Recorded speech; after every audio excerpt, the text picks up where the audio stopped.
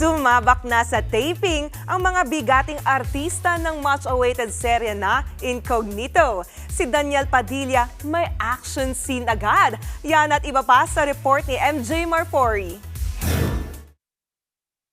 Nagsimula ng mag-taping ang mga bigating artista ng much-awaited series na Incognito. Si Daniel Padilla napasabak sa matinding action scenes. Sumabak na rin sa taping sina Richard Gutierrez, Kyla Estrada, Baron Geisler, Ian Veneracion at Anthony Jennings. Ito ang pagbabalik serye ni Daniel after a long time. Mapapanood soon dito sa TV5 ang Incognito. Isa pang magbabalik teleserye si Gerald Anderson.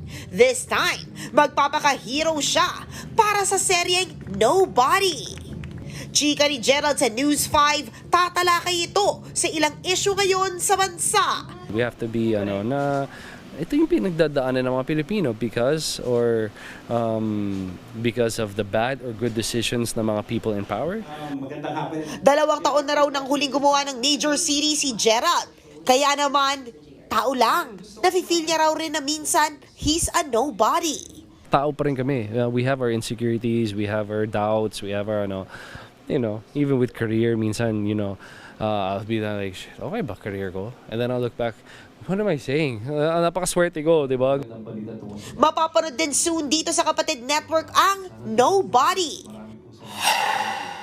Nakipag-bonding naman si Jericho Rosales sa pamilya nang dinidate niya ngayon na si Janine Gutierrez. Kuha yan sa 85th birthday celebration ng lola ni Janine na si Pilita Corrales. Hinarana pa raw ni Echo si Pilita. Oo nga, nakakagulat.